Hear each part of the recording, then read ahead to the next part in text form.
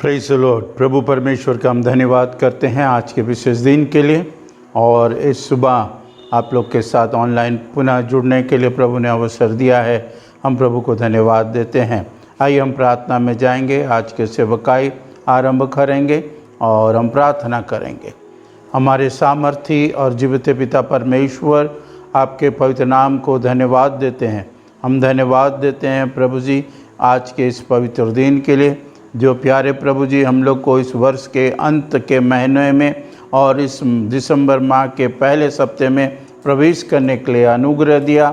हम धन्यवाद करते हैं। पिछले तमाम दिनों में, महीनों में आपने हम सबकी हिफाजत की। हम धन्यवाद करते हैं प्रभु, ऑनलाइन जुड़ने के लिए आपने सहायता किया है, और हम प्रार्थना करते हैं हमारे जितने प्रिय लोग ऑनलाइन जुड़े हैं प्रत्येक को आशीष प्रदान करें और हर एक से बातचीत करें, हर एक को आशीष दें, और प्रभु उनके जीवन में एक खुशी और आनंद भर दें। हम धन्यवाद करते हैं प्रभु जी। यदि कोई बीमार है प्रभु, इस समय प्रार्थना करते हैं यीशु नासरी के नाम से वो चंगे हो जाएं। आपके वचन को बोलने में हमारी सहायता करें। यीशु मसीह के पवित्र नाम से प्रार्थना को मांगते हैं, सुने और ग्रहण करें। आमीन आमीन। प्रियो, आज हम परमेश्वर के वचन से उत्पत्ति के पुस्तक से अध्ययन करेंगे और बहुत ही महत्वपूर्ण बातों को हम समझने के लिए प्रयत्न करेंगे। उत्पत्ति की पुस्तक और उसके 16वें अध्याय 16 पद, फिर 17वें अध्याय पहला पद। उत्पत्ति की पुस्तक 16वें अध्याय और 16 पद, 17वें अध्याय पहला पद। जब हाजिरा ने अब्राहम के द्वारा इश्माइल को जन्म दिया, उस समय अब्राहम 86 वर्ष का था। जब अब्राहम 99 वर्ष का हो गया, तब यहोवा ने उसको दर्शन देकर कहा, मैं सर्वशक्तिमान ईश्वर हूँ, मेरी उपस्थिति में चल और सिद्ध होता जा। प्रियो,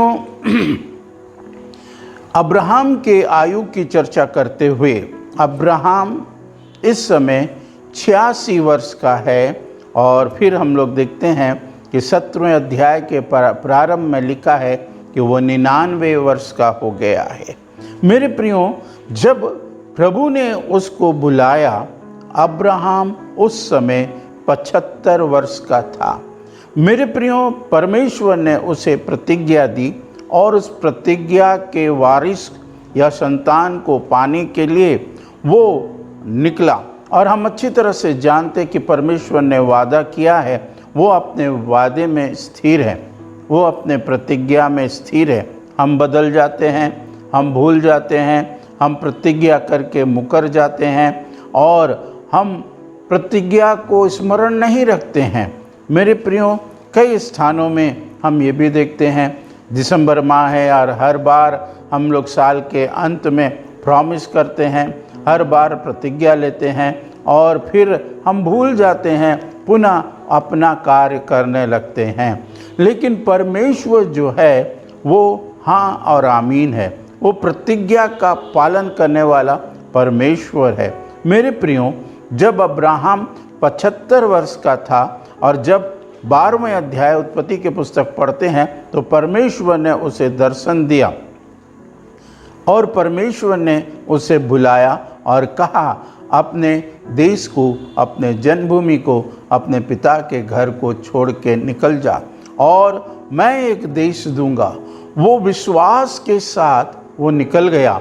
उसमें बहुत सारी बातें हैं जिसकी चर्चा अभी नहीं करते हैं, लेकिन हम इन बातों पर ध्यान देंगे। ये जो अब्राहम के आयु 86 वर्ष और 17वें अध्याय में लिखा है 99 वर्ष, लगभग 13 वर्ष का गैप है।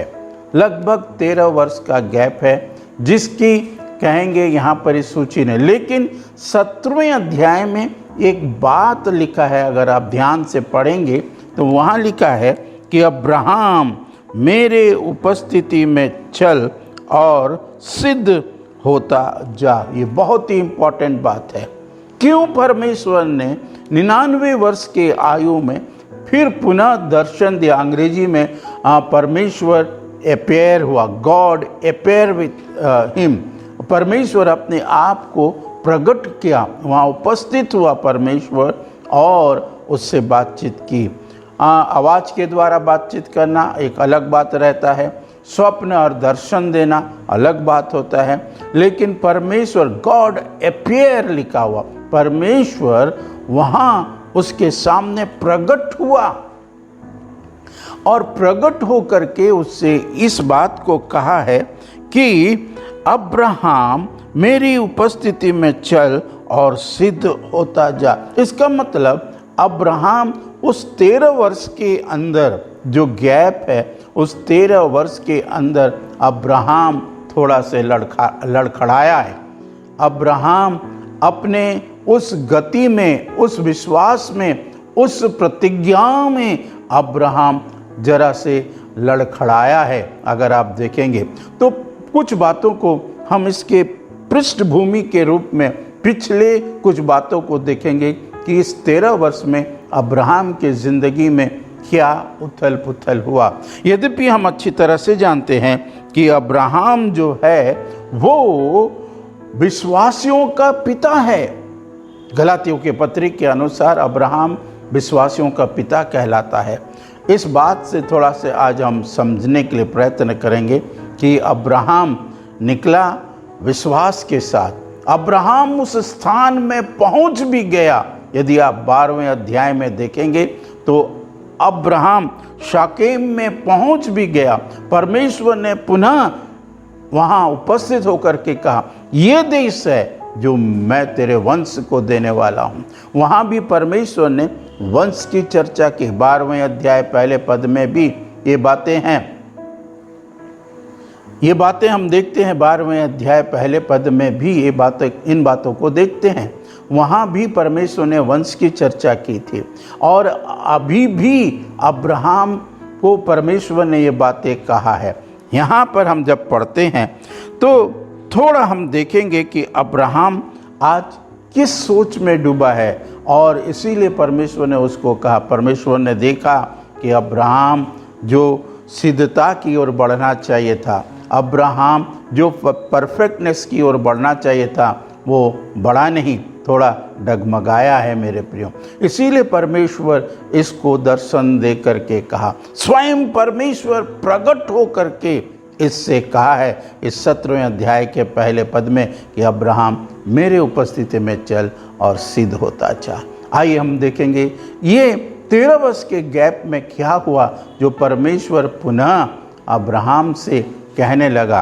तो 15वें अध्याय में जब पढ़ते हैं तो यहाँ पर ऐसा लिखा है कि 15वें अध्याय उत्पत्ति के पुस्तक उसके पहले पद को पढ़ेंगे। 15वें अध्याय पहले पद को। इन बातों के पश्चात यहोवा का यह वचन दर्शन में अब्राहम के पास पहुंचा, हे अब्राहम, मत डर, तेरी ढाल और तेरा अत्यंत बड़ा प्रतिफल मैं हूँ। आगे अब्राहम ने कहा, हे प्रभु यहोवा, मैं तो निवर्ष हूँ। निर्वंश हूँ। अब्राहम ने कहा, हे प्रभु यहोवा, मैं तो निर्वंश हूँ और मेरे घर का वारिस या दमिश्क वासी एलियाजर होगा, अतः तू मुझे क्या देगा? यहाँ पर ऐसा लिखा है, अब्राहम को परमेश्वर ने कहा कि हे अब्राहम मत डर। इसका मतलब कि अब्राहम के अंदर कुछ डर सा आने लगा है। परमेश्वर ने प्रतिज्ञा किया है, उस प्रतिज्ञा की हिफाजत करने में अब्राहम को कुछ डर सा लग रहा है, और इसीलिए परमेश्वर ने इससे कहा है, हे अब्राहम मत डर, क्योंकि मैं तेरा अत्यंत बड़ा प्रतिफल हूँ। अब्राहम को पुनः विश्वास दे रहा परमेश्वर, अब्राहम को पुनः ढाढ़स दे रहा परमेश्वर। अब्राहम के अंदर अभी डर समा गया है मेरे प्रियो, आप देखिए। और डर के विषय में हम जानते हैं, परमेश्वर के वचन के अनुसार डर शैतान की ओर से आता है, डर शैतान की ओर से आता है, भयभीत होना शैतान की ओर से है मेरे प्रियो। और इसीलिए प्रभु के वचन में नए नियम में याकूब के पत्री में ऐसा लिखा है कि क्या है, लिखा है कि शैतान का सामना करो और वो तुम्हारे बीच में से भाग निकलेगा। सबसे पहले वहाँ एक शब्द ऊपर में है, और अपने आप को हम परमेश्वर के अधीन कर दें। परमेश्वर के अधीन होकर के हम शैतान का सामना करें तो हमारे बीच में से वो भाग निकलेगा। तो डर जो है शैतान की ओर से आती है, और शैतान डराता है। आप अगर पतरस के पत्री में पढ़ेंगे तो 5वें अध्याय में, पतरस के पत्र पहला पतरस 5वें अध्याय में ऐसा लिखा है, सचेत रहो और जागते रहो। उसके 7-8 पद में ऐसा लिखा, सचेत रहो और जागते रहो, क्योंकि तुम्हारा विरोधी शैतान गरजने वाले सिंह की नाई वो इस खोज में है कि किसको फाड़ डालें। पहला पतरस 5 उसका 8। सचेत हो और जागते रहो, क्योंकि तुम्हारा विरोधी शैतान गरजने वाले सिंह के समान इस खोज में रहता है किसको फाड़ खाए। शैतान गरजने वाले सिंह की नाई वो विश्वासियों को, प्रभु के लोगों को जो विश्वास में बढ़ रहे हैं, जो विश्वास में दौड़ रहे हैं, वो उनको डराते रहता है। मेरे प्रियो, हम परमेश्वर के वचन में देखते हैं 12वें अध्याय में परमेश्वर ने प्रतिज्ञा किया है।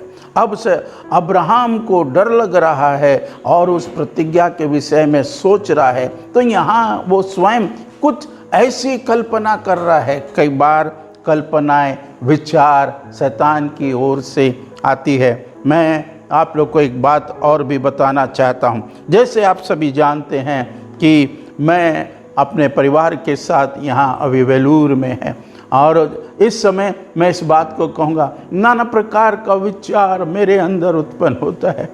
शायद ये बातें मेरे बच्चों को नहीं मालूम, मेरे पत्नी को नहीं मालूम, लेकिन नाना प्रकार का विचार मेरे मस्तिष्क में आता है। लेकिन परमेश्वर का हम धन्यवाद करते हैं कि प्रभु ने अब तक संभाला है और उन विचारों से मुझको उभारा है। मेरे प्रियो, मैं आपको बताना चाहता हूँ, किसी परमेश्वर के दास ने ऐसे कहा किसी से जा कर के, मेरे प्रियो, कि जब ऐसे विचार आते हैं तो क्या करेंगे? तो उस परमेश्वर के दास ने कहा, विश्वासी से जवाब दिया विश्वासी को कि पक्षी जो है वो हमारे सिर के ऊपर उड़ते हैं, उनको हम मना नहीं कर सकते हैं, लेकिन यदि वो हमारे सिर के ऊपर घर बनाए, घोंसला बनाए, तो हम गिरा सकते हैं। मेरे प्रियो, हाँ मेरे प्रियो, विचार तो उमड़ते हैं, विचार तो आते हैं, नाना प्रकार की बात, डरावनी बातें उत्पन्न होती हैं, लेकिन उसको हम घर करने नहीं देते हैं, इसलिए उसको हम गिरा देते यीशु के नाम से।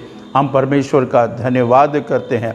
कुरिन्थियों के पत्र में ऐसा लिखा है कि हम विश्वास के द्वारा जो हमारा क्या कहेंगे ढाल है, वो उस विश्वास के द्वारा जो हमारा तलवार है, हम उसके साथ शैतान का सामना करते हैं और हर एक कहेंगे परमेश्वर के विरुद्ध उठने वाली बातों का हम खंडन करते हैं। मेरे प्रियो, हम इस बात को देखते हैं, क्या है, अब्राहम इस 15वें अध्याय में आप देखिए वो एक चिंता में पड़ा हुआ है। चिंता भी शैतान की ओर से आती है।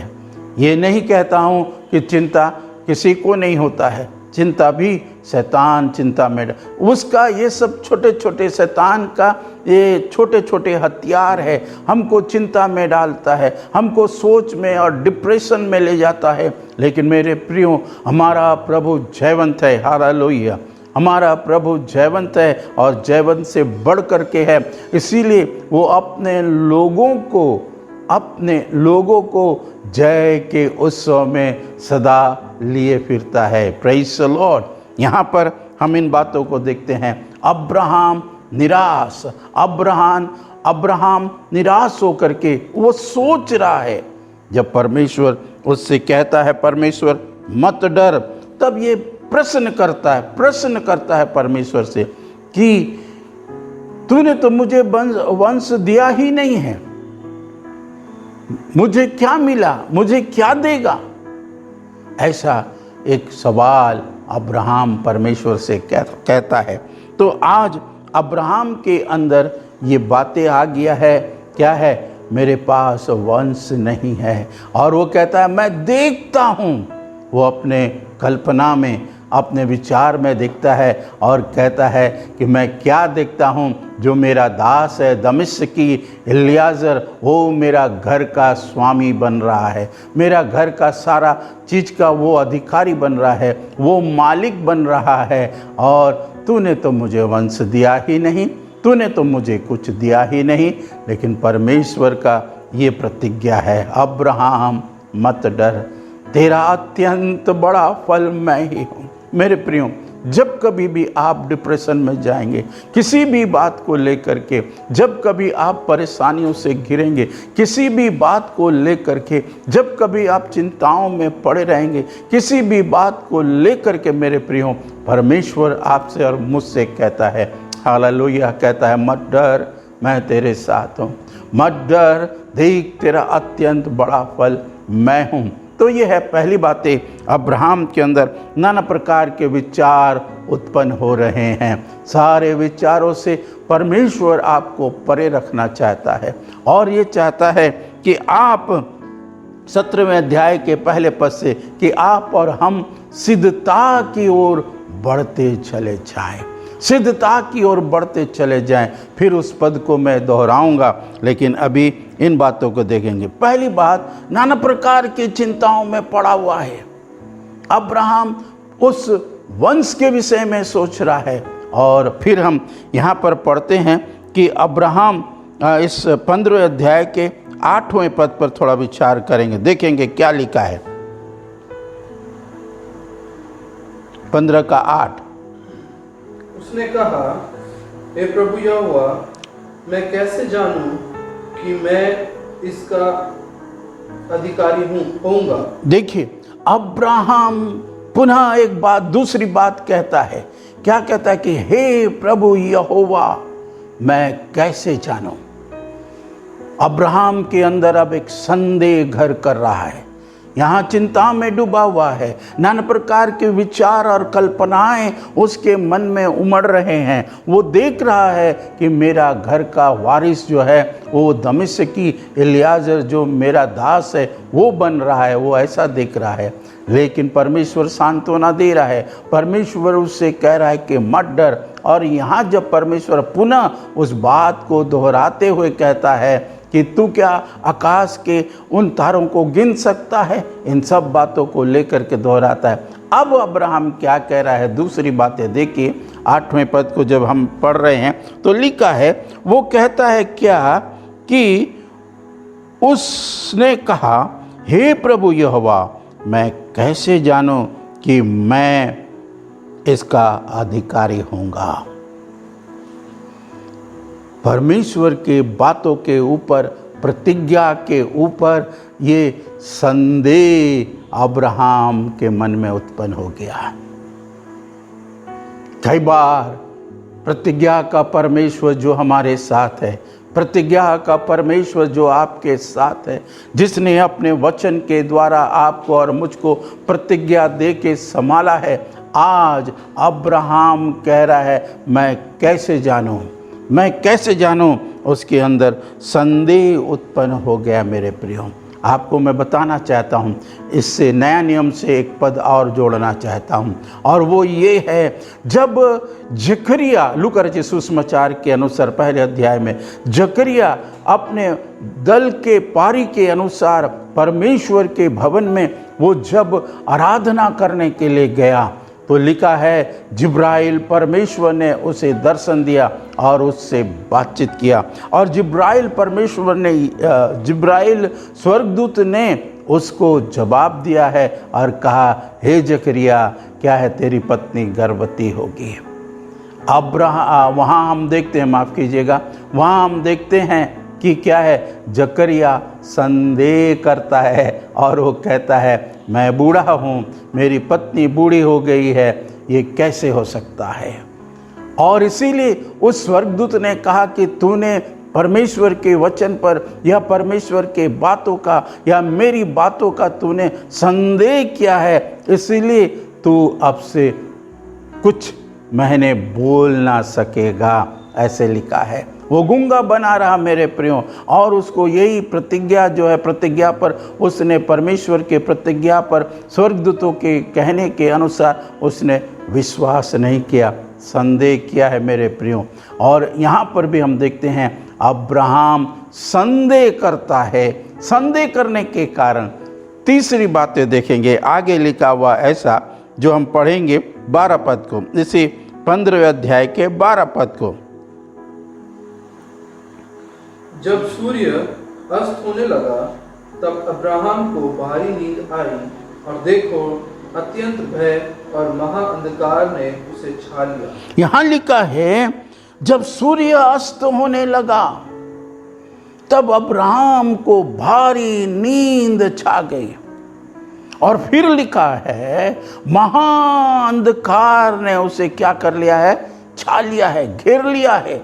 और इस अंधकार में अब्राहम भयभीत हो गया मेरे प्रियो। पुनः फिर एक बार अब्राहम के जीवन में हम भय को देखते हैं, डर को देखते हैं, जबकि परमेश्वर ने उससे कहा है मत डर। और हम अच्छी तरह से जानते हैं, हर एक विश्वासी इस बात को जानते हैं कि परमेश्वर के वचन में 365 नहीं वरन 366 बार लिखा है मत डर, मत डर, ऐसे करके प्रतिदिन आपके लिए, हमारे लिए ये पद है, ये ढाढ़स भरा शब्द है, मत डर मैं तेरे संग हूँ, मत डर मैं तेरे साथ हूँ। परमेश्वर ये प्रतिज्ञा करता है। अब्राहम यहाँ पर डर रहा है मेरे प्रियो। पुनः हम देखते हैं कि अब्राहम भयभीत हो रहा है।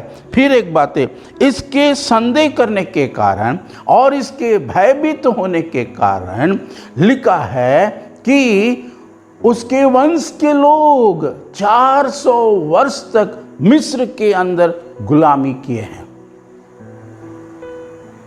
संदेह के कारण उनको ये पनिशमेंट, ये दंड है कि मिस्र में 400 वर्ष तक वो गुलामी की। आइए आगे बढ़ेंगे। हमने देखा अब्राहम चिंतित हो गया है, हमने देखा अब्राहम नाना प्रकार की कल्पनाओं में उलझ गया है, हमने देखा अब्राहम को भय ने छा लिया है। आगे हम देखते हैं अब्राहम को उसकी पत्नी एक सलाह देती है। अब वो इस बात में उलझ गए हैं कि वंश तो है नहीं, तो सारा जो है वो सलाह देती है, ऐसा करो, हमारी एक दासी है और वो मिस्र की है, हमारे संग है, आप उससे क्या करो, एक संतान को उत्पन्न करो। ऐसे करके लिखा है उसने अपने उस दासी को अब्राहम को दे दी। मेरे प्रियो, परमेश्वर से पूछना चाहिए था।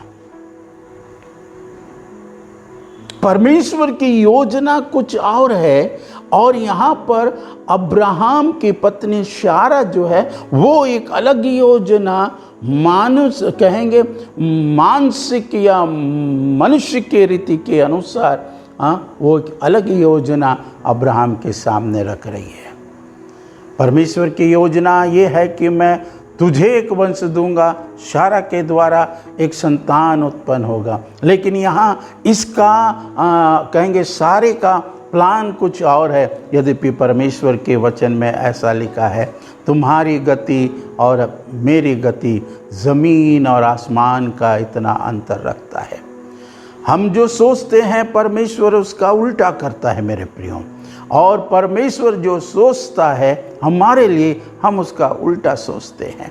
इसीलिए यहाँ पर देखिएगा 16वें अध्याय में सारा एक सलाह देती है, और वो सलाह वो मानसिक या कहेंगे मानवीय सलाह है, मानवीय सलाह है। उसके बाद हम देखते हैं अब्राहम अपने पत्नी की बात मान करके अपने दासी को अपनाती है और उसके द्वारा एक संतान होता है। हाजिरा के द्वारा एक संतान होता है। जैसे लिखा है, हाजिरा जैसे गर्भवती होती है तो लिखा है कि वो अपने स्वामिनी को तुच्छ समझने लगी। ऐसे लिखा है, जरा हम 16वें अध्याय और उसके 3-4 पद को पढ़ेंगे। 3 और 4 पद को, 16वें अध्याय उत्पत्ति के पुस्तक 3 और 4 पद को पढ़ेंगे।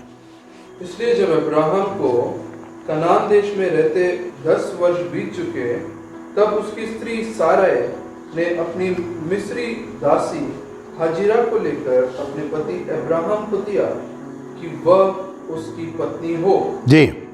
वह हाजिरा के पास गया और वह गर्भवती हुई। जब उसने जाना कि वह गर्भवती है, तब वह अपनी स्वामिनी को तुच्छ दृष्टि से देखने लगी। अब देखिए हाजिरा को क्या करना चाहिए था।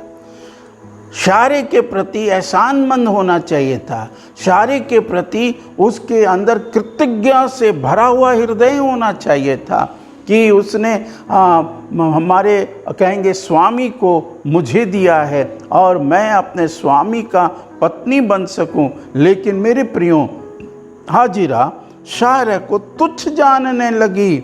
और इस वचन के अनुसार आप पढ़ेंगे, नीचे आप पढ़ेंगे, कम से कम 5-6 पद को पढ़ेंगे तो वहाँ पर आप देखेंगे अब्राहम अब सारा और कहेंगे हाजिरा के कहेंगे कलह में या कहेंगे उनके आपसी झगड़ा में वो फंसा हुआ है।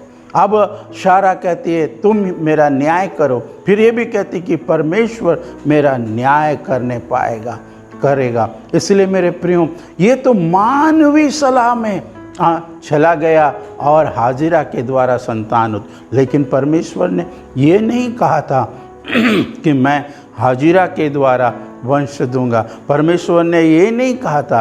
परमेश्वर ने प्रतिज्ञा किया था सारा से कि मैं तुम्हें एक वंश दूंगा। अब्राहम से परमेश्वर ने प्रतिज्ञा किया था मैं तुझे वंश दूंगा, जिसका अर्थ ही है हाजिरा के द्वारा नहीं, वरन कहेंगे सारे के द्वारा प्रतिज्ञा का संतान आने वाला था। लेकिन अब अब्राहम कहेंगे कलह में फंस गया है। झगड़ा का, घर का समस्या, घर की झगड़ा, घर के कहेंगे बातों में उलझ गया है मेरे प्रियो। ये 13 वर्ष जो अब्राहम का बीता है, इन सारी बातों में वो उलझ गया है। अब्राहम अब वेदी नहीं बनाया है। अब्राहम परमेश्वर के सन्मुख में अब नहीं आया है। इसीलिए 17वें अध्याय में परमेश्वर ने उसके सन्मुख उपस्थित होकर के ये कहा है। क्या कहा है देखिए, फिर एक बार पढ़ेगा 17:1 और 2 पद।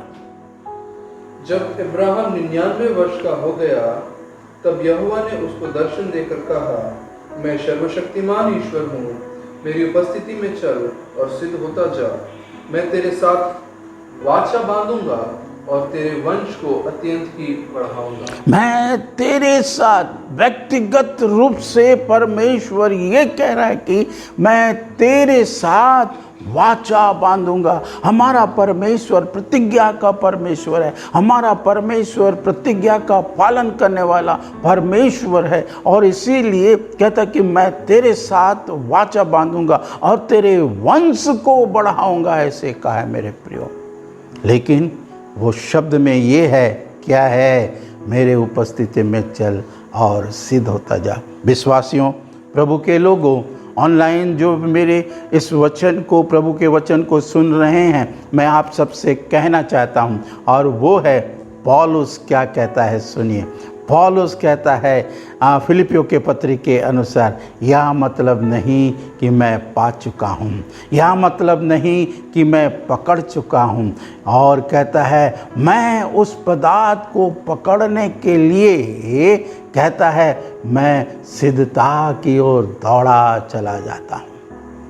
वो दौड़ा चला जा रहा है, वो सिद्ध नहीं हुआ। कहता है यह मतलब नहीं कि मैं सिद्ध हो गया हूँ। कोई भी विश्वासी सिद्ध या परफेक्ट नहीं है मेरे प्रियो, लेकिन हमको सिद्धता की ओर तो बढ़ना है। इसीलिए पौलुस कहता है ऐसा कि सारे इब्रानियों के पत्र 12वें अध्याय उसके पहले पद में, इस कारण कि गवाहों का एक ऐसा बादल हमको घेरे हुए है, तो आओ, ऐसा कहता है। जी पढ़ेंगे इब्रानियों के पत्र 12वें अध्याय पहले पद। इस कारण जबकि गवाहों का ऐसा बड़ा बादल हमको घेरे हुए है, तो आओ हर एक रोकने वाली वस्तु और उलझाने वाले पाप को दूर करके वह दौड़ जिसमें हमें दौड़ना है, धीरज से दौड़े। यह कहता है कि वह दौड़ जिसमें हमें दौड़ना है, धीरज से दौड़ें। पौलुस इस बात को कह रहा है। हमको क्या क्या है, कुछ बात ने उलझा दिया है, हमको कुछ चिंताओं ने उलझा दिया है, हमको कुछ परेशानियों ने उलझा दिया है। आज विश्वासी और प्रभु के लोग कई एक बातों में, कार्य में उलझे हुए हैं मेरे प्रियो। आप इस बात को जाने, जब पौलुस कहता है उन सारे वस्तुओं को पीछे छोड़ते हुए हम निशाने की ओर दौड़े चले जाएं। जरा फिर एक बार हम उस फिलिपियों के पत्री को पढ़ेंगे। फिलिपियों के पत्री उसके 3 अध्याय और उसके 12 पद से पढ़ेंगे। देखिएगा पौलुस इस सिद्धता और दौड़ के विषय में क्या कह रहा है। यह मतलब नहीं, कहता है यह मतलब नहीं कि मैं पा चुका हूँ, कि मैं पा चुका हूँ, या सिद्ध हो चुका हूँ, कि यह सिद्ध हो चुका हूँ, पर उस पदार्थ को पकड़ने के लिए, पर उस पदार्थ को पकड़ने के लिए दौड़ा चला जाता हूँ, दौड़ा चला जाता हूँ। आगे, जिसके लिए मसीह यीशु ने मुझे पकड़ा था। आगे पढ़ेंगे। हे भाइयों, मेरी भावना यह नहीं कि मैं पकड़ चुका हूँ, परंतु केवल यह एक काम करता हूँ कि जो बातें पीछे रह गई है, कि जो बातें पीछे रह गई है उनको भूलकर आगे की बातों की ओर बढ़ता हुआ निशाने की ओर दौड़ा चला जाता हूँ। आगे, ताकि वह इनाम पाऊं जिसके लिए परमेश्वर ने मसीह यीशु में ऊपर बुलाया है। हो, जिसके लिए परमेश्वर ने मुझे मसीह यीशु में ऊपर बुलाया है। सो प्रभु के लोगों, विश्वासियों, आपको विश्वास के द्वारा सिद्धता की ओर दौड़ते चले जाना है। पौलुस कहता है कि यह मतलब नहीं कि मैं पा चुका या सिद्ध हो गया हूँ, यह मतलब नहीं है, परंतु वो बातें जो क्या है उलझाती है, रोकती है, उनको पीछे की ओर छोड़ते हुए निशाने की ओर दौड़ा चला जाता हूँ। और एक शब्द लिखा है जो हमने पढ़ा, वहाँ पर लिखा है ताकि वह इनाम पाऊँ। हालेलुया। यदि आप और मैं सचमुच में वो इनाम को पाने के लिए प्रभु के पीछे दौड़ रहे हैं, सिद्धता में दौड़े चले जाएं। बिना सिद्धता हम प्रभु को देख नहीं सकते। प्रभु यीशु मसीह ने स्वयं कहे हैं, क्या कहे हैं यीशु मसीह ने? यीशु मसीह ने कहा है, जैसा मैं सिद्ध हूँ वैसा तुम भी सिद्ध बनो। यदि अभी भी मैं नहीं कह रहा कि हम पूर्ण रीति से सिद्ध हो जाएंगे, लेकिन एक समय आएगा हम पूर्ण रीति से सिद्ध हो जाएंगे। अभी भी इसी इब्रानियों के पत्री 12वें अध्याय और 2 पद को जरा पढ़िए। देखिए वहाँ हमको क्या करना है, प्रभु के पास आना है। पौलुस ने बहुत सुंदर ढंग से इन बातों को रखा है। 12वें अध्याय दूसरे पद से और विश्वास के कर्ता लिखा है, और विश्वास के कर्ता और सिद्ध करने वाले यीशु की ओर हालेलुया, हालेलुया। लिखा है, विश्वास के कर्ता सिद्ध करने वाले यीशु की ओर ताकते रहें। हम उस सिद्ध करता, जो सिद्ध करने वाला यीशु है, उसकी ओर हम ताकते रहें। मेरे प्रियो, आज हम किधर ताक रहे हैं? अगर आज और मैं और आप आज हम इन बातों पर विचार करेंगे तो हम प्रभु यीशु मसीह की ओर देखें, ताकें। और मेरे प्रियो, यदि आपको और मुझको कुछ चीज़ों ने उलझा दिया है, कुछ बातों ने हमें चिंताओं में डाल दिया है, परेशानी में हम घिर गए हैं, आइए अब्राहम के समान हम इन बातों को छोड़ते हुए अपने प्रभु की ओर देखें, जिसने हमको विश्वास के साथ बुलाया है, जिसने आपको आह्वान किया है, जिसने आपको बुलाया है। मेरे प्रियो, उसकी ओर ताकें। वो सिद्ध करने वाला प्रभु है। इसीलिए परमेश्वर ने अब्राहम से कहा, क्या है? मेरे उपस्थिति में चल। हालेलुया, मेरे उपस्थिति में चल और सिद्ध होता चला जा। आइए, इस साल के अंत में जब हम पहुंच गए हैं, दिसंबर माह में, हम प्रयत्न करें और प्रभु की ओर देखते हुए, सिद्धकर्ता की ओर ताकते हुए हम सीधे विश्वास में दौड़ते चले जाएं। उलझाने वाली बातें, वस्तुएं आएंगी, चिंताओं में डालेंगे, हम कल्पनाओं में घिरेंगे, लेकिन मेरे प्रियो, हम उसकी ओर ताकते हुए चले जाएं। एक चीज़ याद रखें, जितने भी जहाज समुद्र के ऊपर चलती है, जितने भी छोटे छोटे नाव उस नदी में चलती है, वो तूफान और लहरों को देख करके डरता नहीं है, डरता नहीं है, घबराता नहीं है, लेकिन वो उससे पार हो जाता है। हालेलुया। हमारा जो कहेंगे खेवनहारा हमारा प्रभु है। इस वर्ष पूरे हमको पिछले समय संभाला है 2021 में, हम 2022 में प्रवेश करने जा रहे हैं। Hallelujah, hallelujah. प्रभु आप में से प्रत्येक को आशीष प्रदान करे और हम अपने आप को प्रभु के हाथ में सौंपें और सिद्धता में बढ़ते चले जाएं। अब्राहम की ज़िंदगी में 13 वर्ष जो गैप है, उस 13 वर्ष में इन पारिवारिक समस्याओं से वो उलझ गया था। मेरे प्रियो, आज हम विश्वास के कर्ता यीशु की ओर ताकें, जिसने आपको और मुझको प्रतिज्ञा दिया है, वो हमारे साथ है। आइए अपने आंखों को बंद करेंगे, हम प्रार्थना में जाएंगे। हमारे सामर्थी और जीवित पिता परमेश्वर, हम आपका धन्यवाद करते हैं। हम धन्यवाद देते इस समय के लिए। प्यारे प्रभु, आपने मुझे अनुग्रह दिया कि आपके वचन के साथ हम प्यारे प्रभु जी बातचीत कर सकें। और हम प्रार्थना करते, ऑनलाइन जितने हमारे प्रिय लोग सुन रहे हैं, प्रत्येक को आशीष प्रदान करें।